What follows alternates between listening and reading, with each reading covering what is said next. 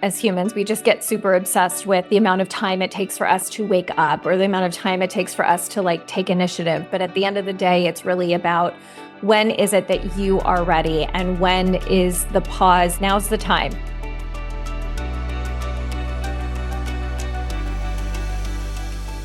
Hello, everybody, and welcome to another episode of the Power in the Pause podcast. Whatever it is that you are doing in this moment, you are going to want to stop and pay attention because this particular episode is going to blow your mind. I already know it. I feel it because I am here with my dear friend, Naomi Fox Reina. Hello, Naomi. How are you? Hello. Thank you so much. I am so excited for what we're going to talk about today. Oh my God. I can't wait. You guys, Naomi and I hit it off the first time that we connected. We were introduced by a mutual friend, and I am going to go there and say, she and I are I wish we lived closer. She's the person I want to hang out with the most, everyone I've met recently. And you guys are going to love our conversation today. Naomi is an incredible human being, and she is just such a divine light. And I am truly honored that you are here today and you are going to share your wisdom all about how you pause is not like everyone else's. So Naomi is going to help you discover what your magic pause gets to look like. So before we dive into our juicy conversation today, I want to share a little bit more about Naomi with you all. So Naomi is the first light-filled astrologer and human design teacher.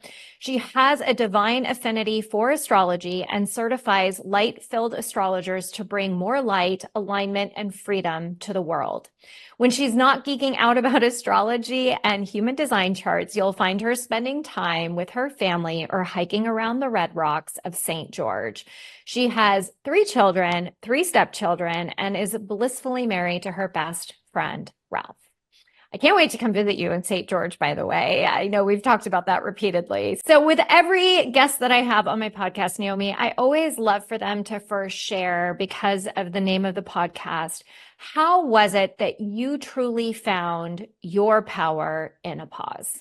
Oh, such a good question. And thank you so much. And the pause was not something that came naturally to me. I would imagine most of the awesome people listening really resonate with that. I grew up in a family where women were known for how hard they work. At my grandmother's funeral many years ago, I remember sitting there, and it was after I had started to unpack my worth is not my doing, and really starting to look at that, but I was still in the mess of it. And the whole funeral was just talking about how hard of a worker that my grandma was, and how she always did way more than she, should have probably, and all of it. And it just kind of made me so aware that this was the heritage. This was the thing that I got to simmer in, and kind of disconnecting and unlinking myself from that has been a long journey.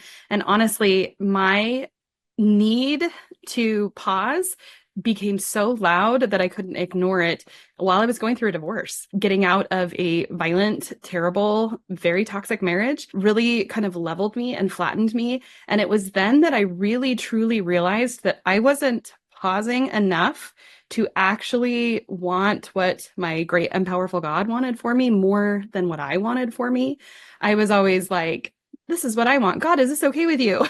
And it was like, I wasn't really listening for the answer, but that pause, that moment of truly putting down what I thought that I wanted, I had made such a mess of my life that I was finally like, okay, I'm really going to do this different. And so for me, I felt like it turned into a gigantic mountain of difficulty before I really started to listen. So I don't know if that makes me a slow learner or what, but I'm okay that I finally got there.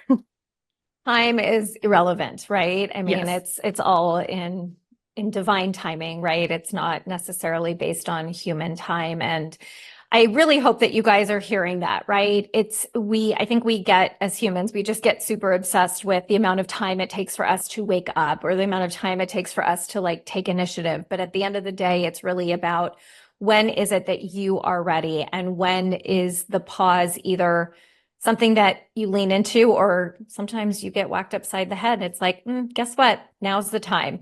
So as we dive into our topic today, I think this is a great segue for us to talk about, the pause does look different for all of us, right?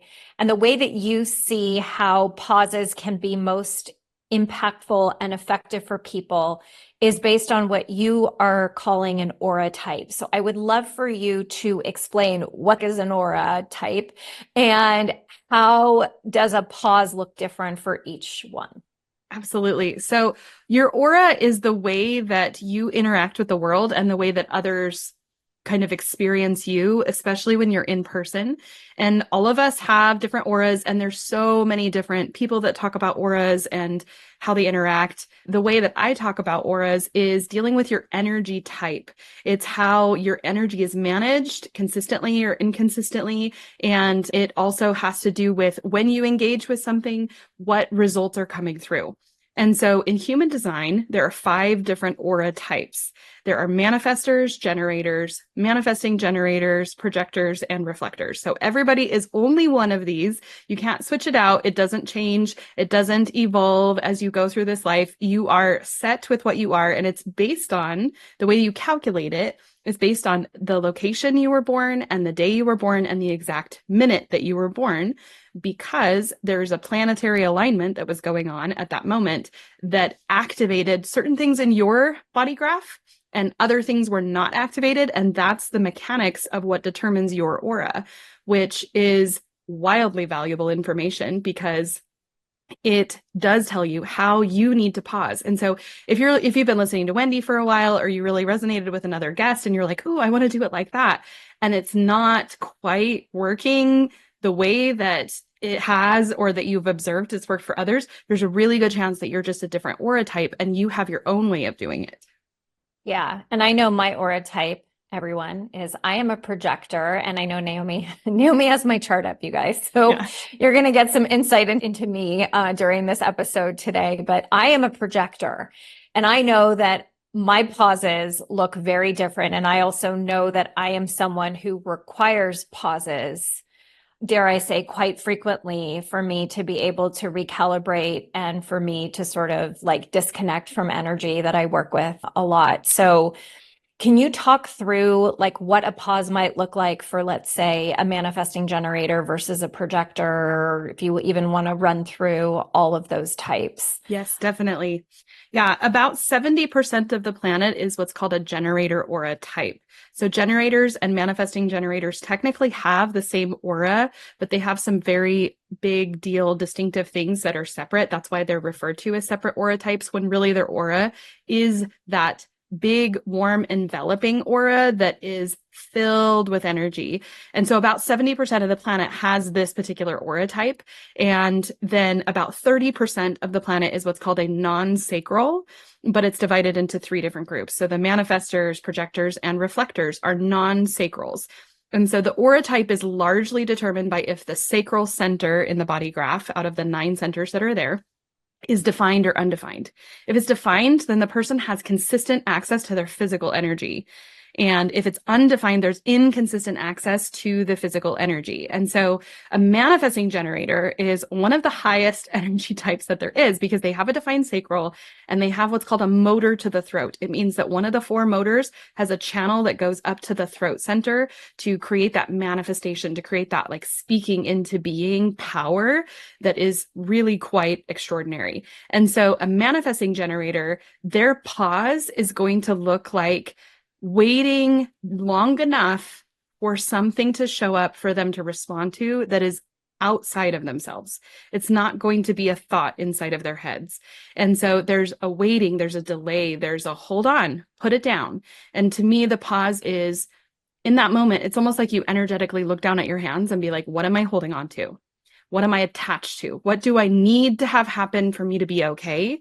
Which is probably not accurate. And so looking at that and really confronting and getting like compassionately self-honest and be like, do I really need this thing to happen? And so putting that down, because what is truly yours will come back to you. So put it down, let it go. And as a generator or a manifesting generator specifically, there's this pause of put it down and then look and be patient and surrender a little bit. I also love the word submit. Surrender can have the connotation of like giving up, white flag, but submit is I have power and I'm putting it down. I have will and I'm putting it down. And then you're looking around for something to show up. And so that pause gives you that gap. Now, for a generator type or a manifesting generator, the pause might only be 30 seconds. It might take days. It might take a while for something to show up, but it's really, really not going to take very long. I have a friend who's a manifestor. She says generators are God's favorite because they have so much to respond to. I mean, all you have to do is pick up your phone and just scroll on social media or open the front door and walk outside or open your fridge or, just anything anywhere is some stimulus to respond to. And your body will always be saying, uh-huh, or uh-uh, if you're a generator type. And so you're saying yes, or you're saying no as you go. And so just that pause of just put down what you think you're running towards or that you're clinching so that you can have that. Now, a manifesting generator is slightly different because after they have something to respond to, then they can initiate and burst into incredible action. And they have to then announce with their voice what's happening to the people that will be directly impacted by what's going on around them. And so that's that manifestation channel. They have to announce it and then they can just move like a freaking bullet train. And it's something to behold to watch a manifesting generator live true to their type and just go explode with all of their energy. And they're meant to do several different things at once, not necessarily multitasking, but juggle multiple activities. And the manifestor type is about 9% of the population. 8 to 9% are manifestors, which means non-defined sacral, but there is another motor that's connected to the throat by definition, which obviously there's more complicated things below that, but that's the basics of what creates a manifestor.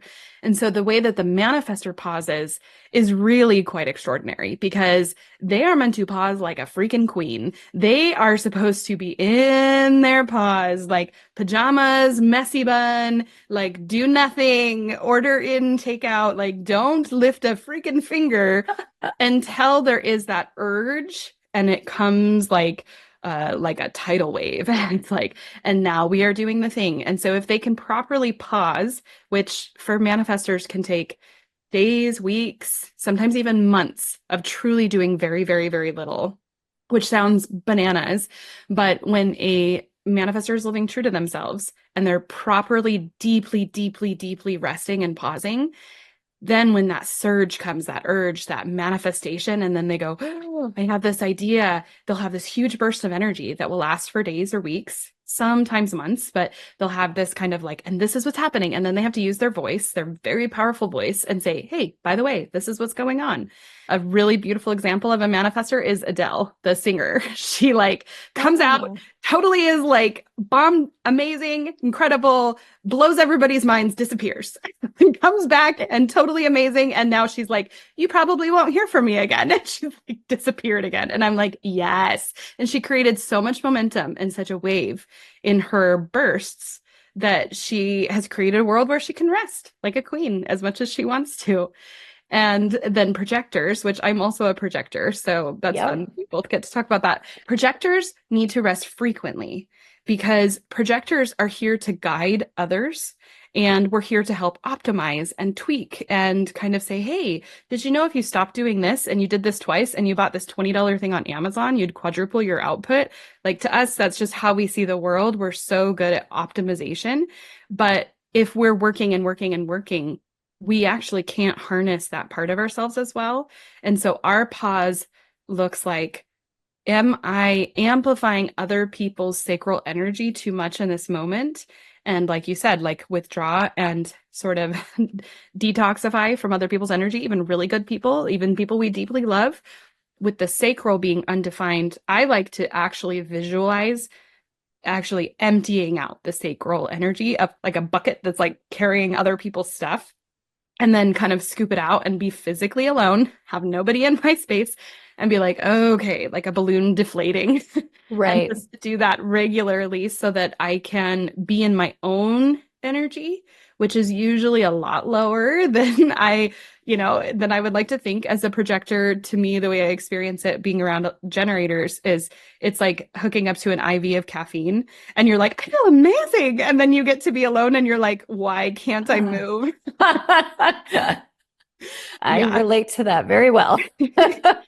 And it doesn't mean that it's wrong to be in a higher energy state, but to remember that just like an IV of caffeine, if you're doing that 24/7, if every minute you're awake, you're in that, and sometimes even when you're asleep, you really don't ever get to that state of healing and replenishment and self-care and ability to harness that. So the pause for us looks a lot like, am I doing things in an aligned way? And so much of the guidance and the expertise that we get comes in our pauses. So our pauses are kind of similar to the manifestor, that it's long, but they're more intermittent than a manifestor will be. And in our pauses, we're probably doing stuff like reading a book about something that's just absolutely fascinating to us, or thinking about things, or going for a walk or whatever. And we're refining and recalibrating and working and cleansing the energy connections on the entire planet is another thing that projectors are here to do. And so it's your aura that does the work as a projector. And so allowing that disconnect, because as a projector, it's so easy to look at this generator flooded world and be like, oh, I need to do. I need to be more productive. I need to be more active and engaged. And that's not only not true, it's directly detrimental to all of humanity when projectors are not well rested, because we cannot be ready for the invitations that are supposed to come to us if we're too exhausted. And there's nothing more sad than having a really good invitation that you're like, I can't say yes because I'm too freaking tired. Yes. And so you've got to manage that pause. And so it's almost like you want to set like a reoccurring reminder on your phone, like several times a day, to be like, hey, sweetheart, are you pausing? Like, because it's so easy to just get off track until you're super, super depleted. And then you pay for it for days, because the projector has significantly less energy to, like, if energy were money, it's like the projector has like $100 a week to live off of, and the manifesting generator has like $10,000 a week to live off of. And as a projector, we'll see the manifesting generators or generators of the world, and it's like they pull $100 bill out of their pocket and blow their nose on it, and they're Right. like running, and we're like, oh my gosh, like, That's our energy for the week. and so what are you doing? But if somebody who, say, had $10,000 a week coming in goes to somebody who has budgeted and lives really well off of $100 a week, they can really amplify and guide and direct. It's like, oh yeah, like you don't have to pay for that. You don't have to exert your energy here. You don't have to do it that way. And like, we're over here because we're living, in the lap of luxury. Somebody's like, would you like to live in my beach house on the coast of Hawaii and I'll bring you fresh fruit twice a week? Like, yes, that would be great. In this whole energy analogy of like how projectors can learn to live very, very well and happy without having to generate their own energy. And so that pause, it feels extremely counterintuitive, but is the key to success for projectors. And so you're so, so right that it's that regular, frequent pausing. Now, reflectors are so much more of a mystery to most people because they're less than 1% of the population. And reflectors have absolutely no centers defined at all. So they don't have that defined sacral, but they have no centers defined. And so people think like, oh my gosh, they must have like no energy at all. And it's like, actually, surprise, surprise, reflectors are anything. They are literally anything. They could have the most energy of anybody you know, consistently, regularly. And they also could be very low on energy. The biggest thing that drives a reflector's physical energy is going to be their environment and who they're around. So like the physical, where they live, where they work, and the people and the toxic levels or joyful levels of the people that they live around will directly impact them so significantly. I have a disproportionate number of reflectors in my space. They show up and they say that they love being in my world so much. And I have 2 of them that I communicate with daily now. And so being able to just kind of observe them, I think anybody who talks very confidently about a reflector type and is not a reflector, it's something to continuously stay curious about. And the number one complaint that I've heard from reflectors is that people tell them who they are and they assume that they know what they are. And it's really so much more beneficial if you're a reflector to get to know yourself by seeing yourself mirror, like seeing how you mirror other people around you and seeing what comes through with that, and being a lot in your own energy and a lot in nature. And if you're not in a good environment, get your butt out. So the pause for a reflector is really going to look like a lot of observation and like going with the flow, their pause actually lasts for an entire lunar cycle or more. And so because Wow. their body graph is totally undefined, the moon will go through all the different 64 gates in the body graph every lunar cycle. And it allows them to be slowly lit up everywhere, as it does for everyone. But for a reflector, it will activate and connect with all of their activated gates and give them a chance to kind of have that slow moving, like electricity going through them effectively. And that's how they're going to know what is most aligned and correct for them. I don't think I know a single reflector. Yeah. Isn't that It's interesting? there's I mean, I know there's not that you very know few. that they are. Like there's a good chance that you've True. met, a handful in your life, but to know that someone is a reflector and to especially if they know that and then you can talk with them about it is a really kind of unique experience. I did a get together. I traveled across the state and just told people like, hey, I'm gonna be here if you want to get together. And we just got together. There were 2 reflectors. That's like the 50 people that showed up. Wow. It just cracked me up. And so it was so fun to like have them talk to each other because it's so rare that 2 reflectors get to really connect with each other and say, oh, how are you experiencing this? And these 2 women were actually 1 day apart, like same year, same, like everything. Like they were hours apart. Like one's birthday was 1 day and the next was the next day. And that was so fascinating because they could hardly be more different. That's so interesting. Mhm. Well, and you bring up a really good point around, I always say knowledge isn't always power, but in this circumstance, I do believe that having this knowledge is incredibly powerful. It's important to know the human design of the people in your life. Those of you who are also business people, it's important to know the human design of your clients, of your colleagues, because it can only improve and help you deepen your connections with the people that you surround yourself with. So, can you talk a little bit about like the applicable piece of this, right? So it's like, okay, now that I know, and by the way, for those of you who do not know your human design, you should find out, and I'll have Naomi tell you guys where you can go to learn what your human design is. But I'd love for you to also talk about like, how is it that you've noticed how having this information has helped you, your clients, and sort of like what the benefits are of arming yourself with this knowledge? Yeah, absolutely. If you want to run your chart, you can go to lightfield.co, and you can, right there, it says, run your free chart. And just knowing your specific type and then having like the most basic information about it. And then if you're living with people, what their type is, like if you're a parent, like you said, partner, clients, I have gotten to the point where I first approached this very skeptically and I was like, oh yeah, it's just another thing. It's not that big of a deal.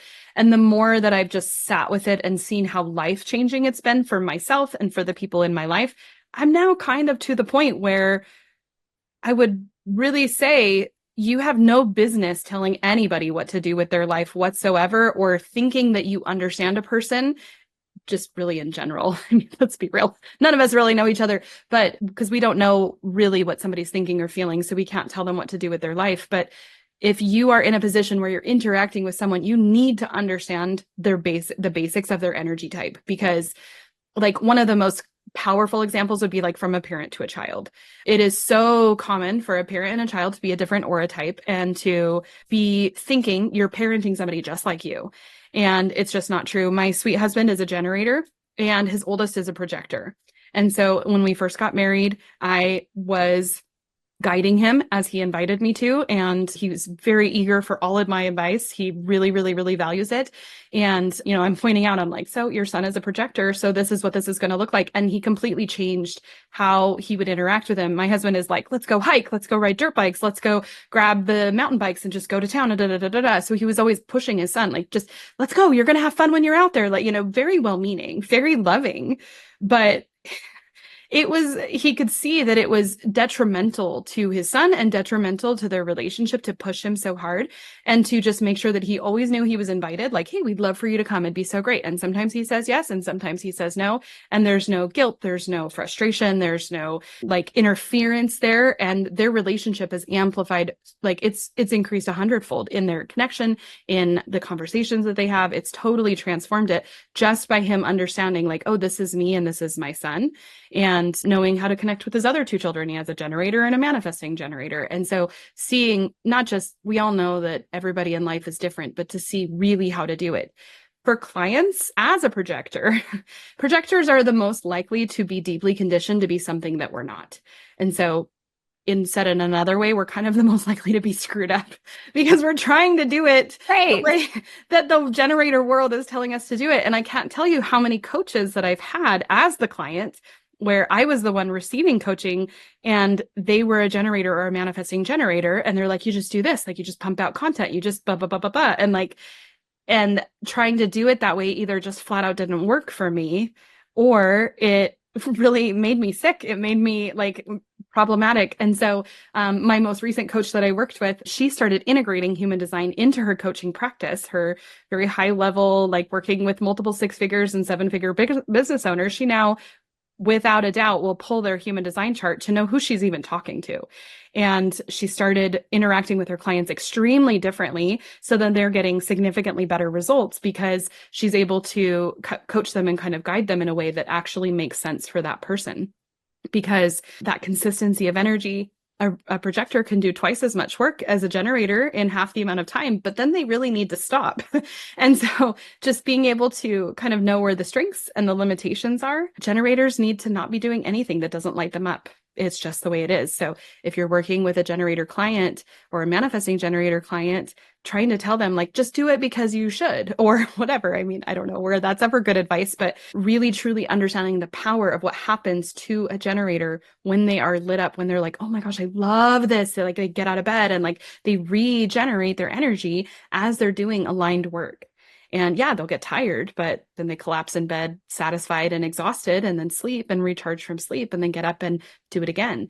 And manifestors are less likely to seek out coaching. I mean, they do it, but they're usually the ones that are like, don't tell me what to do. And so if you happen to have a manifestor in your business, to know that and to really encourage them, especially manifestor women, I see it all the time where they aren't using their voice. And they're sometimes really struggling in life because they're like, well, I don't want to be pushy, or I don't want to be in my masculine too much or whatever. And it's like, but sweetheart, you are literally like, everybody's sitting around waiting for you to announce what's about to happen. Like your energy announces that, and we're waiting for you to initiate things. So what do you want to initiate?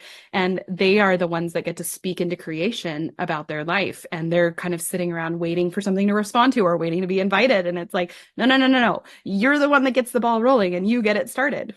Right.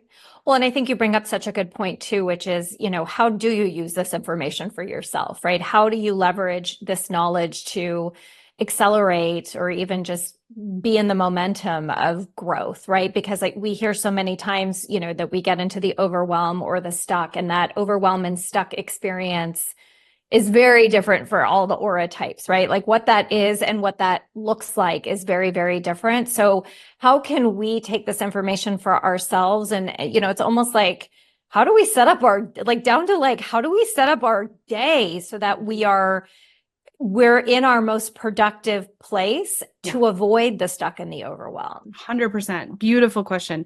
So human design has this really, really almost seemingly overly simplistic perspective called strategy and authority. And it's so easy to be like, yeah, got that. I want the juicy stuff. I want to look at every single little detail. But strategy and authority is the most potent aspect of human design, hands down. It will absolutely, entirely, completely change your life because it is the key to everything that you have been wanting. And it is not only the key for yourself, probably why you've hired coaches in the past, why you've been looking for people and relationships and everything. Right. And also, if you can just keep redirecting your clients to strategy and authority, it's gold, because each aura type has a specific strategy of how to approach life, how to engage with life, what to do. And then the authority is how you know what is right for you.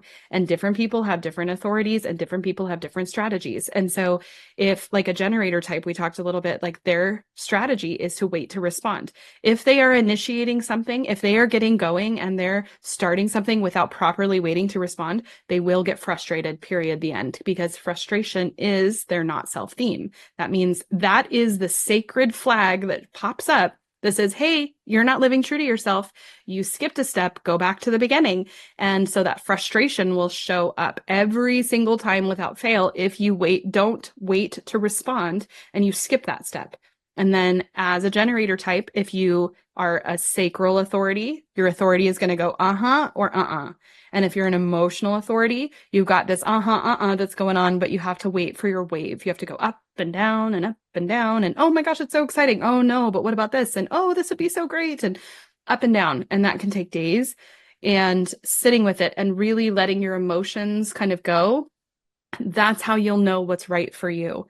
And then each of the other types has their own specific strategy that if you skip over it, if you're like, oh, I don't have to do that this time, your not self theme will absolutely show up.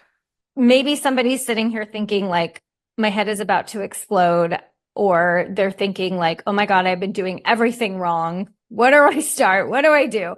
What's like a piece of advice that you can give somebody right now whose mind is blown?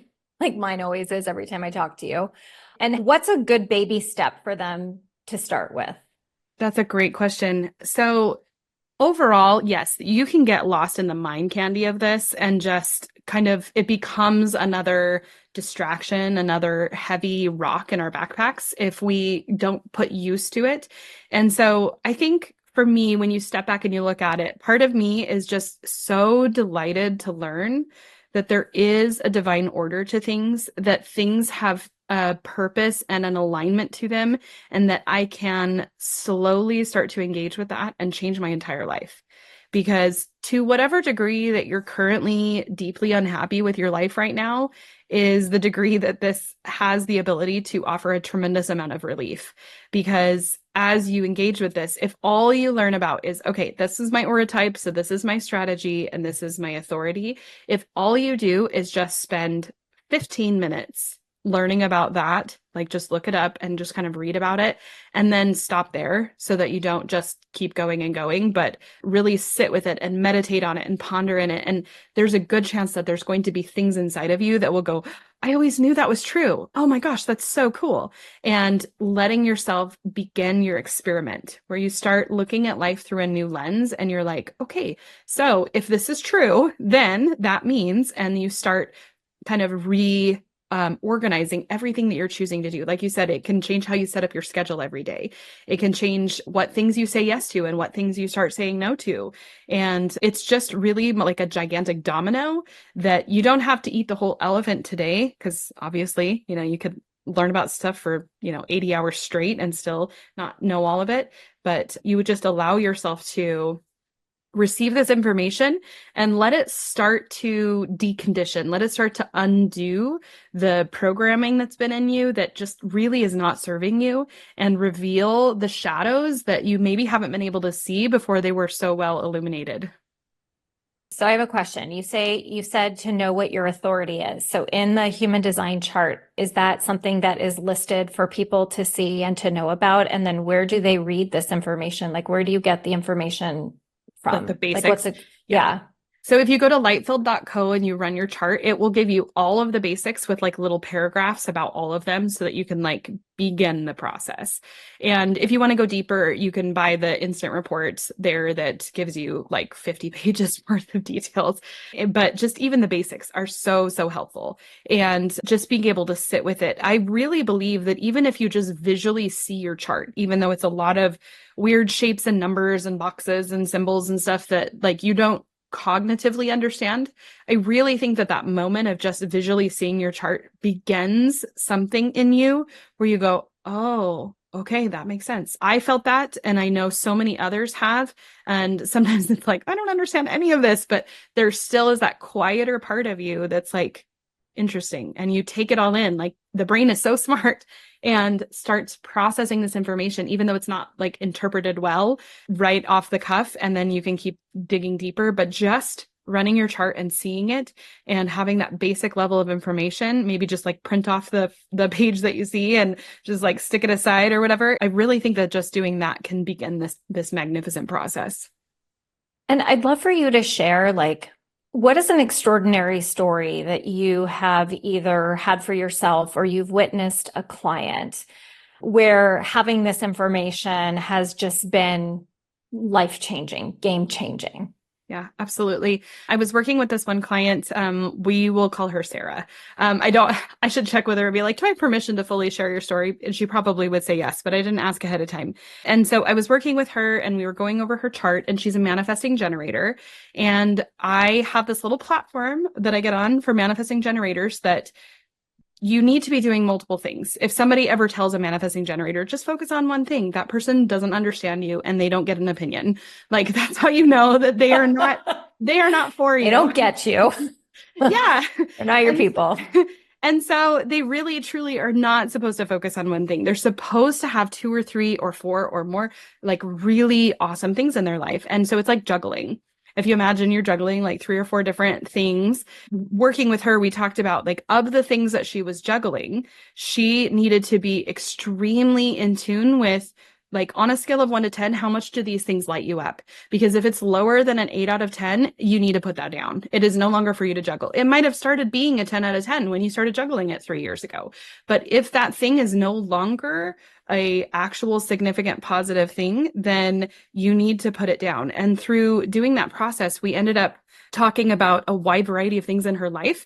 And I was able to hone in on some things going on with her mother. And we kind of popped open some of the deeper layers of the complicated relationship that she had had with her.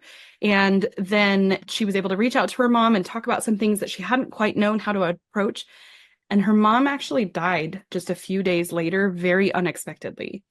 And her having this information and shifting things in that moment, I mean, she reached out to me weeks later and she's like, you need to know that our session was completely life-changing because it opened up the doors for her to process some of the most fundamental things about her relationship with her mother that simply could not have been addressed while she was still here, Earthside.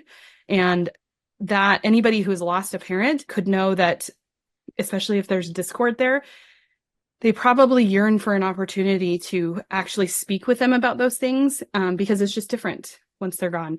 And so that was probably one of the most impactful single sessions that I've done with the client that completely changed her whole life. That's really powerful. In you sharing that story, I mean, my listeners know I lost my mom to cancer about 2.5 years ago. And one of the messages, downloads that I received after my mom passed was that while my mom passed away very young, I know that she is in a place now where she's actually in a more supportive role for me with where I'm at in my life right now. And I think that, and I'm just curious to know, like, is that something you see in everybody's chart? Is that something, or is it just like, I don't know, selfishly, I'm just kind of curious if, like, knowing that I'm a projector, or if there's something in somebody's chart where it's like, almost like giving you confirmation of kind of like what you already believe to be true, that the chart is like, oh yeah, boom, confirmation. Yeah, I feel like as you go through the pieces of the chart, that's usually what emerges, is that there'll be something that'll be like, oh yeah, I definitely knew that that was true. With something like being a projector and having a mother who's passed away, like if we were in a session and we were talking about it, what I would start with is I would start with talking about the typical experience that a lot of projector children have, that their parents, even if their parent is a projector, but most projectors, of course, were not parented true to honoring their type, which was needing lots and lots of rest and having that deep, deep perception of the world. And so it creates a very consistent sort of trigger or type of wounding that manifests differently depending on the person and differently depending on what else was going on in the environment. And so like projectors are often conditioned to like get up, just work, just push through, just do it. And having deep, deep wounding around not being seen and not being recognized and honored for the magnificence and brilliance that you are. Projectors really are a gift just by showing up. Like our physical presence heals people, even if we don't open our mouth. And so most projectors didn't have a family environment that really truly saw them for the gift that they were. Some do, but it's by far and away like the tiny, tiny proportion. And I know for me as a projector, I have spent time grieving and looking at that and seeing what would be helpful to discuss with my parents and things like that so that I could find more healing, and what just needs to be felt and realized and let go of. And just going into kind of the like, as a projector, this might have been your experience and kind of starting there. And obviously, in a one-on-one session, it would get a lot more deep and a lot more powerful. And then being able to not just sit in it and then, be stuck in the sadness, but to learn like what's something you can do with this? What's a practical application of now what you can do to move forward? But I believe that if we don't fully feel and heal, like if we don't fully feel and appropriately grieve the things that need to be felt and grieved, we cannot truly move forward and heal. Grief is an essential, vital part of our healing journey, and nobody gets to skip over it. And grief is not just for actual loss of life and other significant things. Grief can happen around anything that we have lost, or anything that we perceive that we have lost can and will and does show up as grief in the body and in the mind and in the heart. And so a lot of times it can be really potent to unpack your human design and be like, oh, this explains why this part of my life was so consistently kind of fraught with struggle, or to even appreciate like, oh, I'm so much more grateful now for the things that I had in my childhood or whatnot, because you'll see where you were parented true to your type and where kind of the wheels came off, even if your parents truly were doing the best that they could, and be able to kind of begin the processing. I feel like it's the map of like, here's where your wounding is. Like, here's now your journey, which, some people are not like super jazzed to go on. But if you've been trying to be on a healing journey for a long time and you're kind of feeling like you're spinning your wheels with it or things like that, I feel like this is just that next level to be able to truly kind of move with it in a super potent way. What is one last advice, word, thought that you want to leave our audience with today as we bring our conversation to a close and people really stepping into knowing the power that they have and the magic that they get to create in these pause moments for themselves? I love that. If I could like really truly speak to everybody who's listening, if I could speak right to your heart, I would absolutely say that you are doing so much better than you know. Like if you could see with your spiritual eyes what is going on in your life, the things that you're actually contending with, like the shape, the dimension, the weight, the impact, the burden, the joy, the support, the struggle, the areas that you have massive holes in your life, and the things that are always easy for you, if you could accurately see, like you could pull down the film from your eyes and see from an energetic perspective what is really going on right now, real time, you would be completely blown away. And you wouldn't be in so much struggle. Even if the circumstances didn't change, you would instantly understand what's going on. And there would be a patience, there would be compassion, there would be forgiveness for yourself and for others just instantly. And so as I learn all of this, that's what it drives me to, is I'm able to see a little bit more accurately what's really going on that beneath the surface level that's still very real. So beautiful. So beautifully said. Naomi, oh my God, I love you so much. This was such a great conversation. I want to make sure that everybody knows where to find you, follow you, obsess over you the way that I do in a healthy way, everybody. Where's the best place for people to find you and connect? All things Lightfilled, lightfilled.co that's my website, and it's social media handles across the board. And yeah, come interact, follow, like, share, all the things. And I have a free mini course that you can get that goes into the foundations of Lightfilled astrology and human design. And I have full certification courses in both Lightfilled astrology and Lightfilled human design. Yes, she does. Oh my God, Naomi, thank you so, so much for being here today. And I'm so grateful that you have come into my life. You truly are you are so special in what it is that you are gifting this world. And thank you for being my guest today. Absolutely. It's my pleasure. Thank you so, so much. Of course. And everybody tuning in today, oh my God, if this episode did not blow your mind, then I mean, I don't even know what else to say with a mic drop. This is probably one of my favorite episodes that I have recorded with anyone ever. And if this doesn't make you guys want to subscribe to this podcast, I don't know what is going to. So don't forget to hit that subscribe button. Follow me as well across social media, Wendy Page Sterling. And I hope that you found our conversation today to be incredibly valuable. You know that I'm trying to support you with gifting you with at least one nugget of information to support you in finding your true power in your pause. Thank you guys so much for joining us today. Sending you so much love and light always. Mwah. Bye, everybody.